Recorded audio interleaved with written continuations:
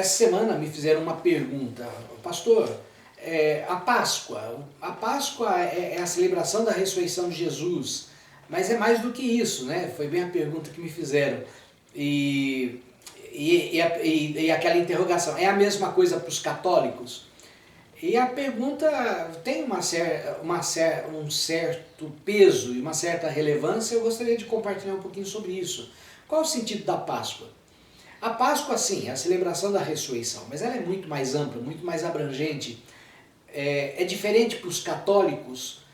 Na verdade, não vou colocar aqui o católico, nem o protestante, mas de forma geral o cristão. A forma como as pessoas se relacionam com a Páscoa, com o fato da Páscoa, com o efeito da Páscoa, a razão da Páscoa, é que nos faz perceber que há maneiras diferentes de agirmos diante dela.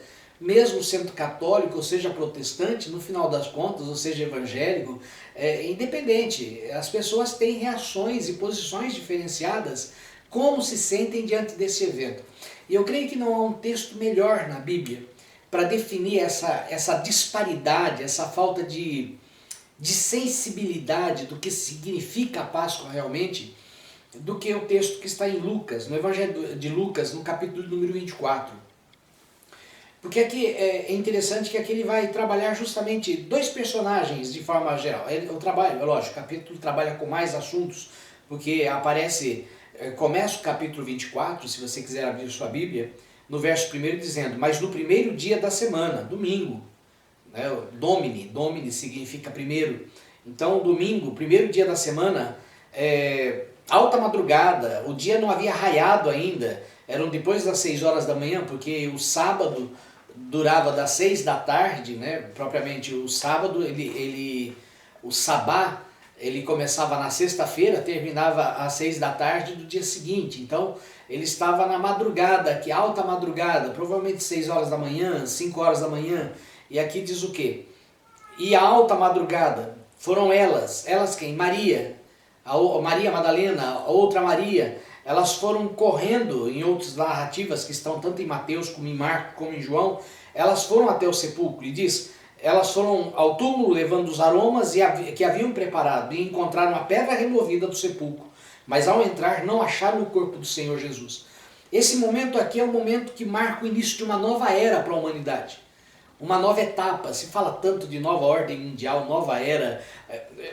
A nova era começou aqui, uma era diferenciada, a era da graça, a era da salvação de Cristo, a era em que a humanidade foi apresentada a vitória plena de Cristo. E nesse momento, elas saem dali com a mensagem que iria mudar a história da humanidade. Até então, havia relatos no Velho Testamento sobre ressurreição de mortos. Havia relatos de ressurreição de mortos por meio das mãos de Jesus. Mas todos eles passaram por um agente da ressurreição. Todos eles foram... as ressurreições foram intermediadas por profetas, foram intermediadas por homens, foram intermediadas pelo próprio Senhor Jesus.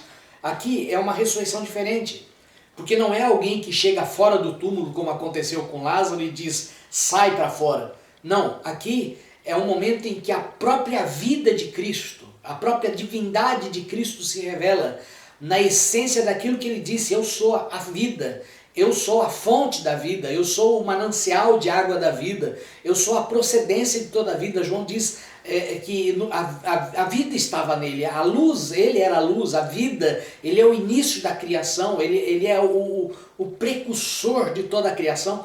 E aqui mostra que Jesus ele não precisou que alguém chegasse do túmulo e dissesse, sai para fora. Porque na verdade naquele dia, no terceiro dia, a vida que era abundante no Senhor Jesus se revela e o próprio Senhor Jesus retoma a vida, Deus lhe restaura a vida, Deus lhe dá a graça de retomar a vida no seu corpo para assumir uma nova posição, para que poucos dias depois, 40 dias depois, que é a ascensão de Cristo, que seria, inclusive, celebrada 40 dias depois da Páscoa, é celebrado o Corpus Christi. O que acontece? Jesus é assunto aos céus. E aqui no caso, essa mensagem ela vai mudar a história da humanidade. Por quê? Porque todos os líderes religiosos, todos os homens influentes, desde o passado, desde Adão, até Jesus, que são narrados na Bíblia, todos morreram, inclusive o grande Moisés. Embora não tenha envelhecido como envelhece qualquer um dos demais mortais, ele chegou a 120 anos com pleno vigor, chegou um momento que Deus disse, sobe e morre, você vai morrer. Deus se reservou o direito de sepultar o corpo de Moisés, mas Moisés morreu. Excetuando Elias, que foi o único, juntamente com Enoque, que não passaram por esse processo de morte, isso é assunto para especulação de outros dias, de outros estudos, mas todos os homens grandes, influentes morreram, assim como todos os personagens que vieram depois de Cristo. Maomé, Buda, Confúcio, e pegue qualquer outro líder, qualquer outro ser humano que tenha sido diante de qualquer religião como Messias, como prometido, como o grande, como o Messias, todos eles morreram. A única diferença é que ao terceiro dia, essas mulheres que eram seguidoras, devotas de Jesus, foram até o túmulo e não encontraram ali o corpo. E o que é curioso é que Jesus aparece para elas.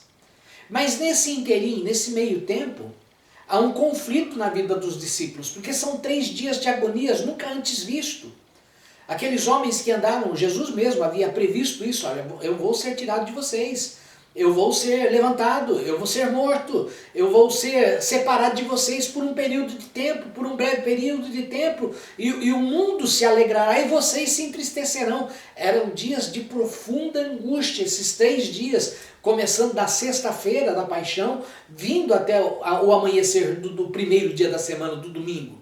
Onde os seus discípulos que haviam deixado tudo, que haviam abandonado tudo, que haviam aberto mão do conforto de suas casas, dos seus trabalhos, dos seus recursos, em prol de alcançar o reino dos céus, em prol de alcançar o reino desse Cristo que havia sido revelado a eles, havia ruído toda a fé, toda a esperança, toda a confiança.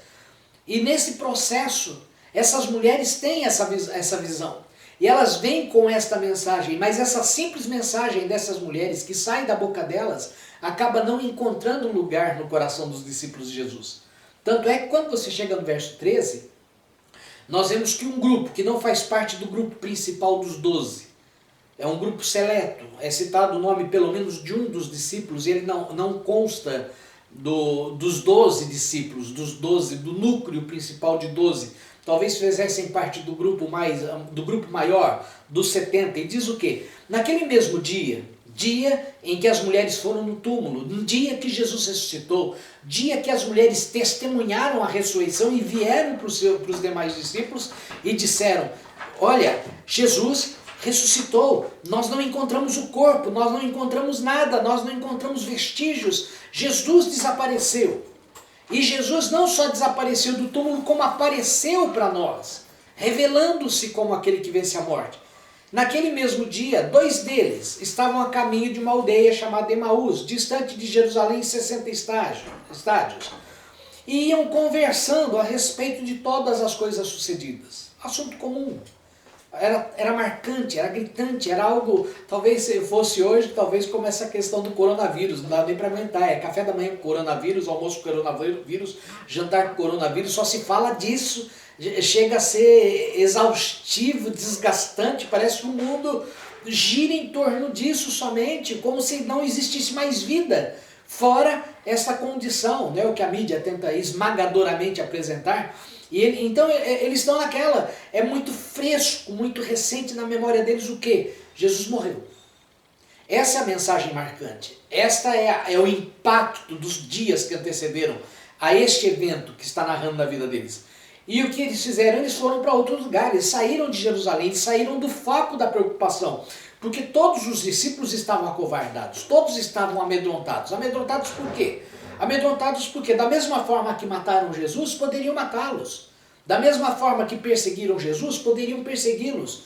Então eles saem dali, procurando talvez segurança, procurando comodidade, procurando sair do foco das atenções de Jerusalém, que era o centro de toda a atividade político-religiosa, e diz, e iam conversando a respeito de todas as coisas sucedidas. Aconteceu que enquanto conversavam e discutiam, o próprio Jesus ressurreto, aproximou-se deles, Os seus olhos, porém, estavam como que impedidos de o reconhecer.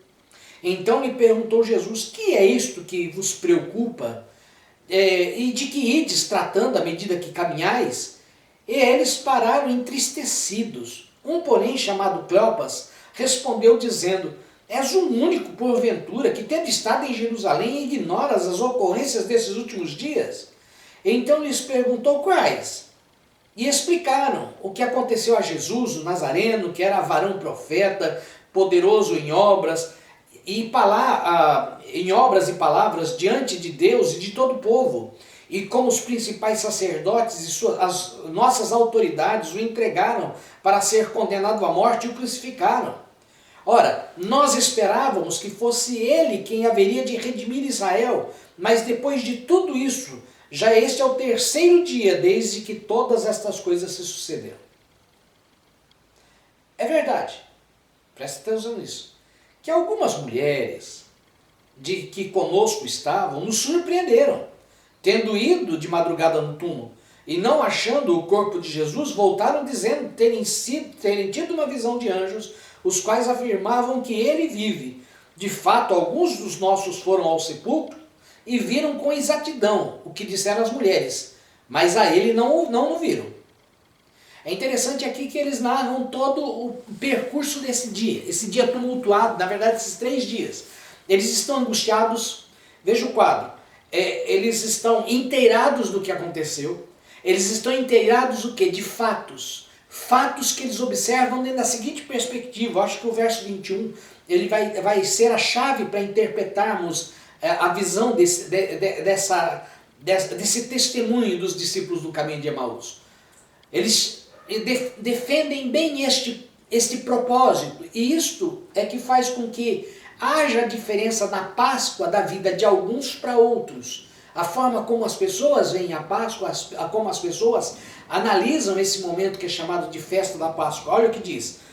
Ora, nós esperávamos que fosse ele quem havia de redimir Israel. É interessante que eles deixam bem claro, nós tínhamos uma opinião, nós tínhamos um ponto de vista, nós estávamos com Jesus numa perspectiva, nós estávamos seguindo a Jesus numa expectativa. Qual a expectativa? De que ele era aquele que salvaria Israel, aquele que redimiria Israel, aquele que mudaria a sorte do nosso povo, da nossa nação. Aqueles homens tinham uma confiança em Cristo.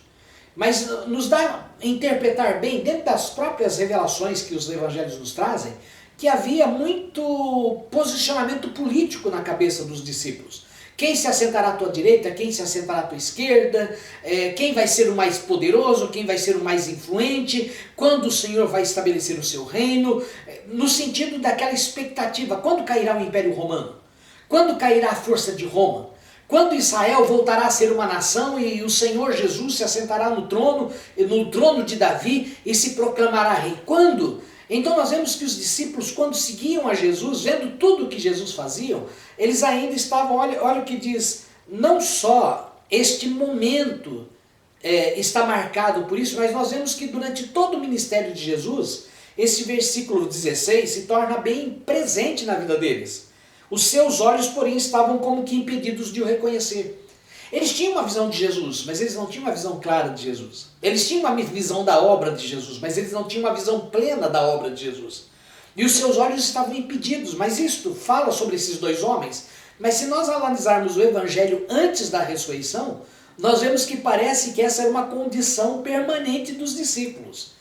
Eles andavam com Jesus, eles viam os sinais de Jesus, eles davam testemunho de Jesus, eles viam os milagres de Jesus, eles realizavam milagres em nome de Jesus, mas os seus olhos não conseguiam perceber quem Jesus Cristo era, não conseguiam ver claramente quem Cristo era. E aqui nesse momento, Jesus se coloca do lado deles, anda com eles e eles continuam o quê? Não percebendo quem está com ele, não percebendo qual a obra que ele tinha a realizar e simplesmente estão focados em quê? No seu ponto de vista, na sua interpretação particular da história, na sua visão particular do evento. E este evento vai muito além da percepção humana, porque a atitude de Jesus ela vai mudar a política de Israel, vai, vai mudar a forma do governo de Israel, do governo da humanidade, da forma como os homens se submetem às autoridades, vai mudar tudo. Tudo muda a partir de Cristo. A relação do homem com as autoridades, a relação do homem com o mundo, a relação do homem com os valores da sociedade, tudo isso muda a partir de Cristo. Jesus traz novos padrões, novas perspectivas. Ele diz, não ameis o mundo, não ajuntais tesouros na terra. Aquele que ama o mundo, quem amar o mundo perde a sua vida, quem perder a sua vida ganha-la. E por aí vai, quem quiser tomar a sua cruz. Jesus ele vai mudar os conceitos de como viver a nossa vida. Na verdade, ele vai mudar o conceito de como a humanidade deve encarar a vida. Amarás o teu próximo como a ti mesmo. Se o teu inimigo tiver fome, dá a ele de comer. Jesus reconfigura a forma como as pessoas encaram a vida, que é justamente o problema que esses homens tinham. Quem é o maior? Quem é o melhor? Quando que o Senhor começa o teu reino? Quando que nós vamos deixar de ser meramente seguidores do filho do carpinteiro, ou do profeta, e nós vamos, enfim, estarmos como ministros do grande rei, que estabelecerá a glória que foi de Israel nos dias de Salomão. Salomão foi o rei que mais projetou a glória de Israel. Foi o reino mais próspero de Israel, foi no reinado de Salomão, descendente de Davi. Quem vai tomar esse trono e restaurar a glória de Israel? Porque essa era a visão deles, era uma visão política, era uma visão social, era uma visão humana, dentro de um patamar humano, e não conseguiam entender que a dimensão da obra de Cristo não só afetava essa dimensão humana, mas administrava também um impacto eterno e profundo nas regiões celestes, onde Satanás está reinando, onde Satanás está no governo, entre os principados e potestades e os dominadores deste mundo. Mas também teria um impacto eterno no céu, porque Deus abriria por meio de Jesus um novo e vivo caminho para que o homem tivesse livre acesso a Deus, a presença de Deus, a santidade de Deus, e não somente isso, tivesse acesso à natureza de Deus, para que por meio da obra de Cristo nós não somente tivéssemos os nossos pecados perdoados, não somente tivéssemos uma expectativa de ressurreição diante da morte, mas nós tivéssemos a possibilidade de já neste mundo estarmos desfrutando da natureza de Deus, que nos transformando de dia em dia, dia a dia, por meio da ação do Espírito Santo, gere em nós a natureza de Cristo, o caráter de Cristo, a pessoa de Cristo, nos preparando para habitar com Deus por toda a eternidade. Então essa dimensão é muito grande. Os homens eles só conseguiam ver o quê? O nosso problema político. Jesus não resolveu o problema político, Jesus não resolveu a situação social que nós vivíamos, Jesus não trouxe uma solução para o problema da forma como nós achávamos que ele traria, e nós agora estamos muito mais embaraçados. Porque Jesus, além de ter sido morto, ele não só foi morto. Vejam, Jesus, além de ter sido morto, comprometeu a vida de todos que andavam com ele. Trouxe ameaça e risco para a vida de todos que confiavam nele e esperavam nele. E nesse sentido, esses homens, por causa destas condições, da limitação da sua visão, limitação da leitura do quadro social, do quadro político, do quadro histórico, do quadro das coisas como se desenrolavam, não só do mundo, mas nas regiões celestes e na dimensão do trono de Deus. Por não terem essa concepção, eles estão, o texto diz o quê? Que eles estão indo para longe dos problemas, indo para longe dessas condições. O verso 17 diz que eles estão preocupados. Eles estão preocupados. Jesus percebe que vocês estão preocupados porque eu não entendo. Nós confiamos em Cristo, ele disse tanta coisa, ele morreu. Tá certo que disseram que ressuscitou, mas ninguém ressuscita assim. Jesus ressuscitou Lázaro, Jesus ressuscitou a filha de Jairo, Jesus ressuscitou o filho da viúva de Naim, Jesus ressuscitou essas pessoas, mas quem ressuscitou Jesus? Paulo vai explicar bem que o mesmo Deus que ressuscitou a Jesus há de nos ressuscitar também. Deus o levanta da morte. A morte não tinha poder para reter o Senhor da vida, Jesus Cristo. Então esses homens, não tendo essa perspicácia, não tendo essa sensibilidade, eles estão desnorteados. E o texto nos diz que, além disso, eles não só estão desnorteados, preocupados, mas o verso 17 ainda diz que eles estão entristecidos. porque eles não conseguem ter uma visão mais ampla. Porque realmente isso vale para todas as áreas da vida. Nós que somos cristãos hoje devemos entender que as circunstâncias que nos cercam, por mais adversas, podem nos deixar preocupados e podem até trazer certa tristeza no nosso coração. Mas nós realmente só vamos ficar entristecidos, abatidos, desesperançados, se nós nos deixarmos levar dentro de uma visão meramente humana. Me lembro de um missionário americano que ele, já dei esse testemunho na igreja em alguns momentos, mas eu achei muito pertinente a comparação que ele fez. Ele disse que o sonho dele era conhecer o Amazonas. E ele então, quando veio fazer, ele estava como missionário no Brasil, e ele veio conhecer o Amazonas. E ele tomou um barco e pegou o Amazonas, ele disse, era um verdadeiro mar. E era diferente dos rios que ele conhecia, por causa do volume de água, era como se o rio Amazonas fosse um grande lago. É como se nada estivesse acontecendo. Então o barco percorreu o rio Amazonas na sua imensidão, e aquele rio que parecia que nem correnteza tinha, aquela água serena. Mas ele disse que quando o barco que ele estava chegou na saída, na vazante do rio Amazonas, quando ele se despejava no mar, o mar recuava diante da força do rio Amazonas. Ele fez a seguinte comparação: ele só conseguia ver a calmaria da superfície, mas ele não conseguia entender e perceber a dimensão caudalosa do rio que corria debaixo daquela calmaria. Era uma calmaria, mas debaixo, no meio daquela calmaria havia todo um movimento de águas. E quando aquelas águas se chocavam com o mar, elas empurravam o mar. Tamanha a influência dessa força. Então ele fez a seguinte comparação, que muitas vezes na nossa vida, nós não percebemos o que está acontecendo por debaixo da superfície. Nós só conseguimos ver as coisas da superfície e pensamos, nada está acontecendo. Nada está sendo feito. Não estou falando dos problemas, estou falando do agir de Deus. Não estou falando das dificuldades, estou falando da expectativa que temos que Deus reverterá a nossa sorte. E há momentos na nossa vida que nós olhamos as circunstâncias e parece que Deus está quieto, Deus está calado, Deus não está fazendo nada, Deus não está agindo, Deus não está se importando. Mas abaixo daquela superfície calma, serena ou inerte, há uma ação poderosa que fará com que o próprio mar recue. Assim é a nossa fé. Esses homens estavam olhando essa superfície, achando alguma coisa está errada, porque eles só conseguiam ver o que estava na superfície, eles não conseguiam ver o que estava na profundidade. Eles só conseguiam ver o impacto aparente dentro de uma condição social, sociopolítico, econômica. E não conseguiam ver uma dimensão de uma mudança da própria história da humanidade, da própria história das regiões celestes, da própria história da configuração do próprio céu. Era muito maior a obra de Cristo que os seus olhos podiam ver. E aqui é interessante que Jesus, enquanto anda com eles, ele chega no verso número 25, Jesus então vai intermediar isso, e isso que é fantástico de entendermos no conceito de Páscoa. Ele diz assim, então lhes disse Jesus, nécios. Nécios quer dizer loucos, desatentos, desapercebidos e tardos de coração. Tardos aqui seriam, vocês são um pouco lentos de perceber a coisa, de analisar a coisa. Então lhes disse Jesus, honestos e tardos de coração, lentos de coração para crer em tudo que os profetas todos o que os profetas disseram. Ou seja, esses homens andaram com Jesus por 3 anos, viram os milagres de Jesus e viram atestados na vida de Jesus o cumprimento de muitas profecias do Velho Testamento.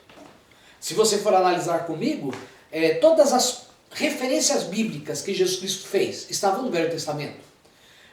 Após Jesus, todas as referências que são encontradas na Bíblia, são encontradas por meio das palavras de Paulo, são referências ao Velho Testamento. Nós temos que entender que as referências do Novo Testamento foram baseadas nas revelações do Velho Testamento, ou seja, tudo que está no Novo já estava no Velho Testamento.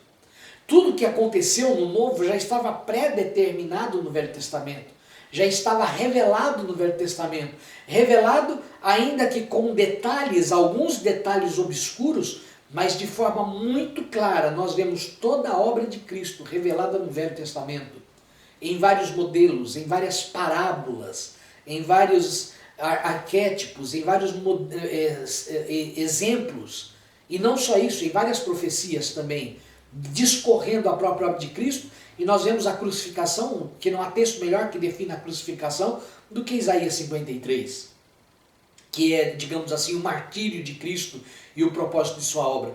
Então Jesus, ele fala com eles: eu tenho andado com vocês tanto tempo, eu andei com vocês tanto tempo, mas vocês ainda continuam com os olhos fechados, vocês não conseguem entender a dimensão da obra, da minha realização.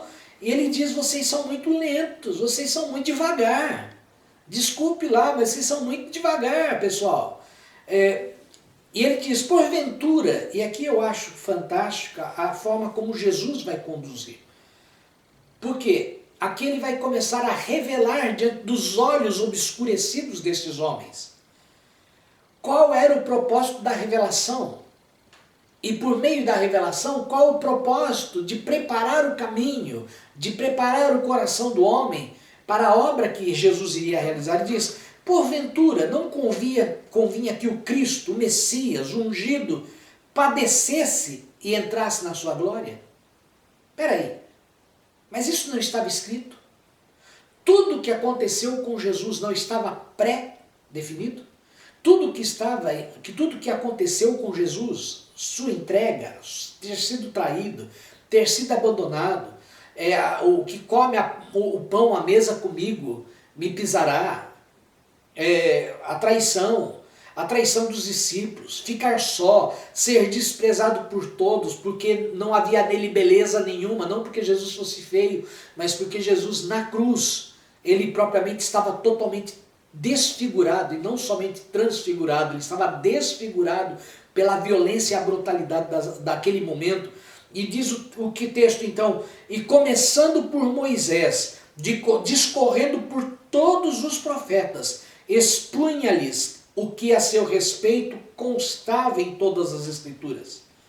Quando se aproximaram da aldeia para onde iam, fez ele menção de passar adiante, mas eles constrangeram dizendo: fica conosco, porque é tarde e o dia já declina. E entrou para ficar com eles. E aconteceu que quando estavam à mesa, tomando ele o pão, abençoou-o e tendo partido lhes deu. Então se lhes abriram os olhos e o reconheceram. Mas nesse instante ele desapareceu de presença deles.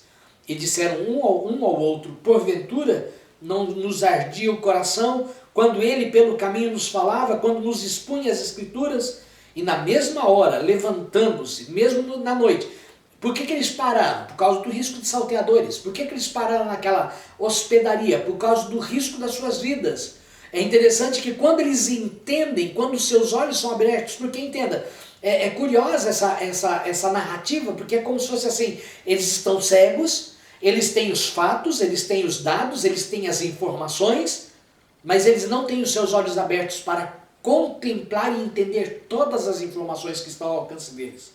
E Jesus então se coloca ao lado deles e por meio das Escrituras, ele começa a revelar os eventos. Não somente revelar as Escrituras, mas contextualizar as profecias, contextualizar tudo o que o Velho Testamento dizia, dentro daquilo que estava acontecendo desde a sexta-feira, naquela semana. Da sexta-feira, começa na verdade uma semana antes, naquilo que é chamado na nossa cultura influenciada pela Igreja Católica, no domingo de Ramos, quando Jesus Cristo entra em Jerusalém como cordeiro que ficaria separado para o sacrifício durante uma semana.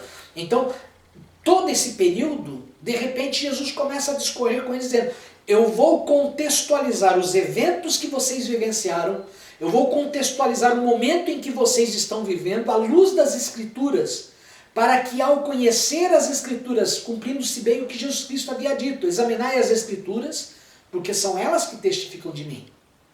E no caso, ele começa então a dizer: convinha, tudo isso que aconteceu tinha que acontecer. Tudo isso que ocorreu tinha que ocorrer, porque a minha obra era esta, o propósito da minha vinda a este mundo era esse. E conforme eles vão sendo apresentados às Escrituras, os eventos, diante das Escrituras, os eventos vividos começam a ganhar significância, começam a ganhar sentido, começam a ganhar relevância. E eles então conseguem fazer o quê? O agregar dos eventos, dos fatos vivenciados por eles, com aquilo que a profecia da palavra de Deus trazia. E quando eles conseguem fazer esta conciliação, os seus olhos se abrem e eles podem ver Jesus. Ver Jesus não como um político, ver Jesus não como alguém que aspirava um trono no reino humano, a ver Jesus não meramente como alguém que foi um homem de boas palavras e de grandes discursos. Porque a grande mensagem desse dia, por mais que os discursos de Jesus tenham sido impactantes, o Sermão do Monte, o Sermão Profético, as parábolas, por mais que tenham sido impactantes, a maior mensagem de Jesus teria um impacto não por meio do seu discurso, mas pelo discurso daqueles que diriam, ele ressuscitou. Este foi o maior impacto. Na vida destes homens, o conceito, entendi, a palavra de Deus se cumpre em Cristo. As profecias do Messias se cumprem em Cristo cabalmente. E ele ressuscita. Ressuscita para que por meio da sua ressurreição ele esteja apto, preparado para ser glorificado. Como ele diz para Maria. Quando Maria vai tomá-lo diante do túmulo, ele diz, não me detenhas, mulher. Ainda não foi glorificado. Ainda não estou no ápice, ainda não estou na glória, ainda não estou no momento mais alto da minha conquista, porque eu ressuscitei, venci a morte, destruí, esmaguei a cabeça da serpente, mas eu ainda não cheguei no ápice, eu não fui coroado, não cheguei no trono do meu Pai, eu não cheguei no céu, onde eu vou ser glorificado. Então Jesus ele chega para esses discípulos e abre os seus olhos. E quando seus olhos têm abertos, eles entendem que só há uma mensagem a ser transmitida após isso. Só há uma posição a ser tomada diante dessa mensagem, desse abrir de olhos. Nós temos que voltar e compartilhar a experiência que temos tido. Porque a experiência que nós temos agora não é mais meramente com Cristo político. Não é mais meramente com o Jesus promessa de uma estabilidade política, de glória para Israel, de uma vitória sobre o Império Romano. Não, a mensagem que nós temos agora é a mensagem de um rei que venceu a morte, ressuscitou e está acima dos governos humanos, acima das pretensões humanas, acima das possibilidades humanas. E eles então ali, sem medo mais do risco de suas vidas, sem as preocupações com os riscos da jornada, com os riscos do caminho, com os perigos que poderiam espreitar nas sombras daquela noite, eles voltam para Jerusalém imediatamente. Estavam cansados, mas de repente se sentem revigorados. Estavam abatidos, preocupados, tristes, mas eles se sentem revigorados porque eles entendem por meio da palavra de Cristo, a obra de Cristo, e compreendendo a obra de Cristo, eles conseguem se contextualizar, de se colocar no seu lugar para cumprir a missão que Deus havia estabelecido para eles, que era justamente o quê? Levar as boas novas, levar essa mensagem. Não seria somente mais Maria e a outra Maria que foram até o túmulo para tentar mostrar o seu carinho, o seu afeto por Jesus depois da sua morte, e tiveram aquela assombrosa revelação, a pedra havia sido removida, um anjo lhes aparece, Jesus fala com elas, Jesus se manifesta. Esses homens agora têm uma nova expectativa de vida, eles têm um novo propósito na vida, eles vão levar essa mensagem, ele ressuscitou, e eles voltam, e diz, e então os dois, verso 34, os quais diziam, eles foram a Jerusalém, se reuniram com os 11, e os quais diziam, o Senhor ressuscitou, e já apareceu a Simão. E então os dois contaram o que lhes acontecera no caminho, e como fora por ele reconhecido a partir do pão. Esses homens tiveram suas vidas transformadas por essa mensagem de Páscoa. Mas por que Páscoa? A Páscoa, como a gente disse, tudo isso que aconteceu com Jesus estava revelado no Velho Testamento.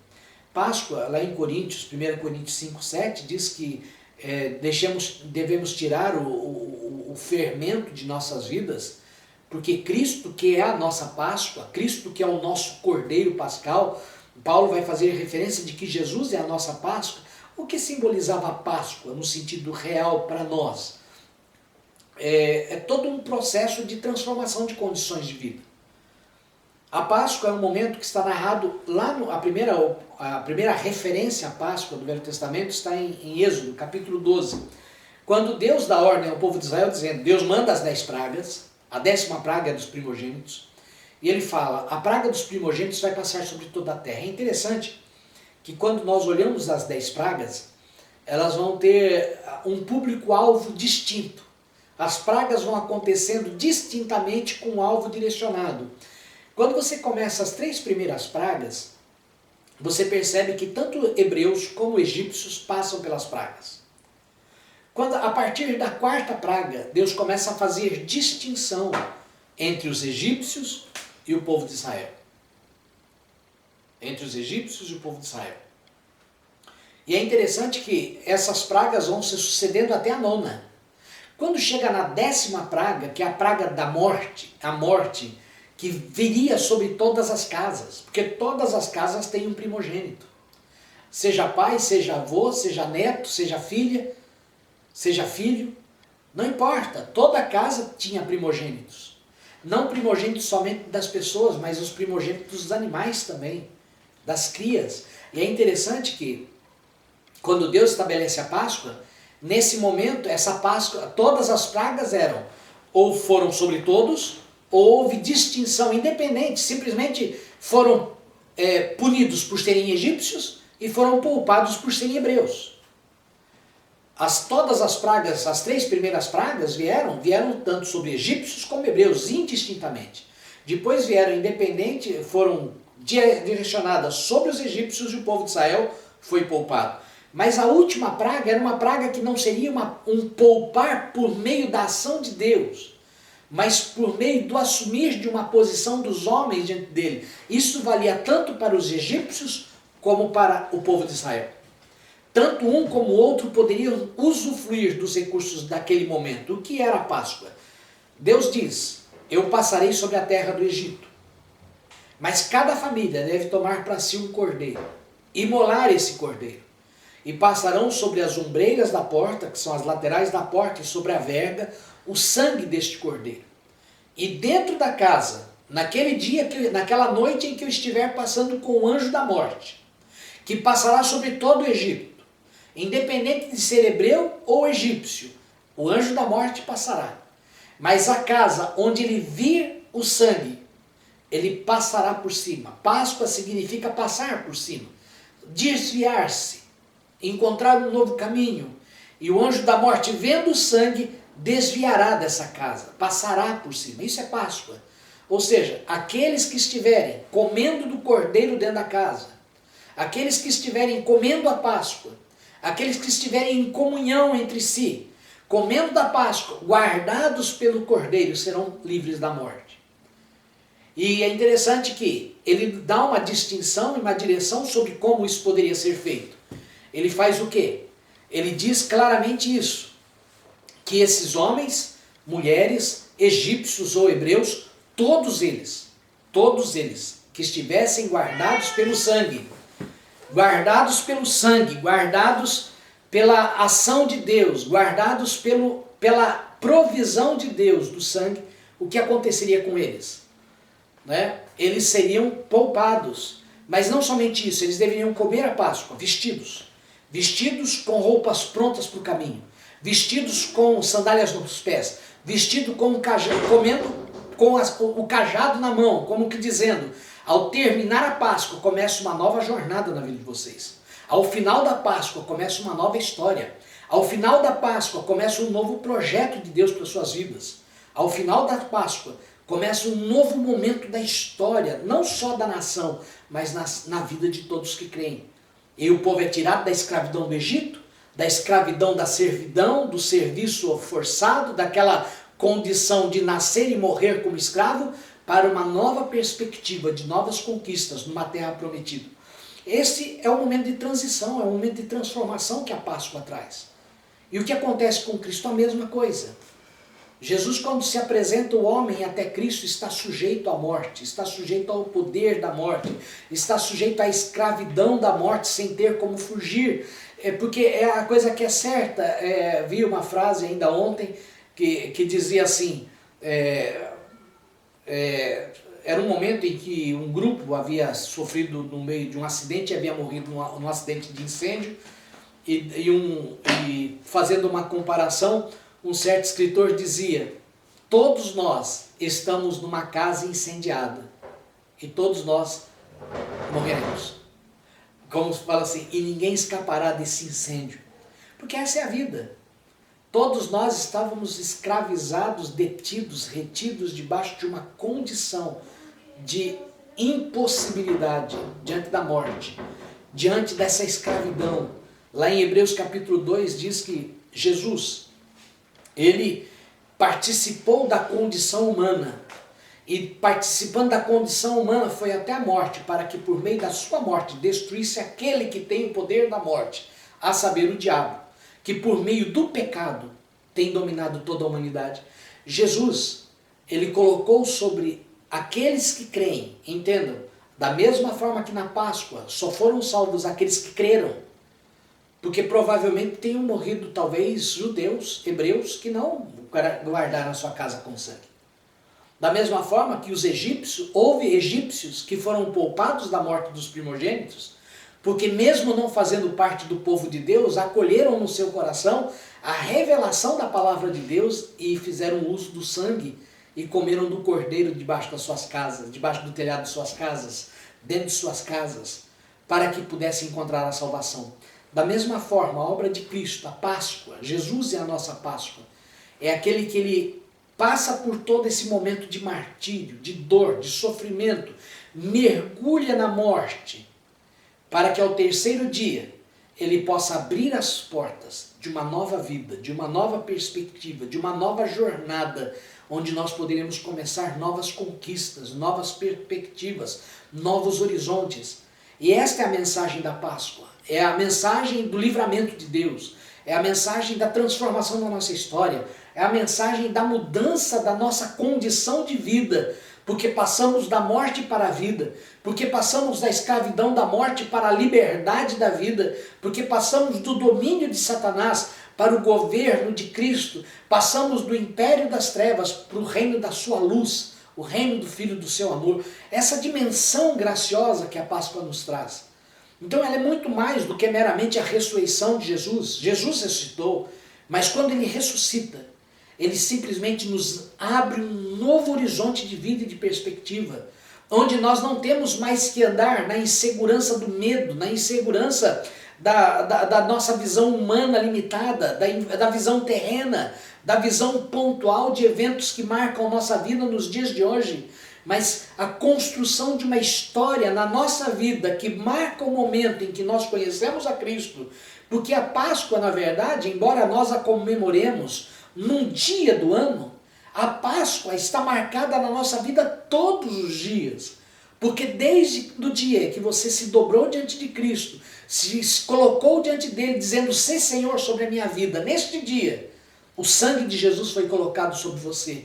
E a partir desse dia você foi livre do poder da influência de Satanás. A partir desse momento em que o sangue de Jesus foi aspergido sobre a sua vida, foi marcado na tua vida, ele certamente tem te livrado do poder do mal, do poder do diabo, tem te dado vitória contra o pecado, tem te dado a perspectiva de uma vitória contra a morte, contra todos os inimigos de Deus, contra todos os inimigos dos homens, e independente de onde a vida nos conduza, há uma mensagem que foi escrita na cruz do Calvário, foi reacendida na ressurreição de Cristo, e agora hoje, coroado, reinando sobre toda a terra, sobre todo o céu, acima de todo nome, porque diz lá em Filipenses que por ter assumido isto, sendo na forma de Deus, assumiu a forma de servo, como servo se fez figura humana, e como servo homem, foi fiel até a morte, morte de cruz. Por isso ele recebeu um nome que está acima de todo nome. Páscoa é a celebração desta verdade, uma verdade que transforma a nossa vida, uma verdade que transforma a nossa história, uma verdade que transforma o contexto da nossa existência, que independente de como o mundo, de como a sociedade, de como as coisas ocorram, de como as coisas se desenvolvam, sejam para pior, sejam para melhor, sejam de grandes expectativas de melhoras ou sejam de terríveis expectativas de destruição, nós devemos entender que a Páscoa é um marco do compromisso de Deus comigo e com você que cremos. Nós que cremos temos na Páscoa o momento máximo do compromisso de Deus para com a humanidade, onde Ele nos resgata do poder da morte, do poder do pecado, do poder do inferno, e Ele nos resgata para podermos estar com Ele por toda a eternidade, numa conquista de uma nova vida. Como que as pessoas veem a Páscoa?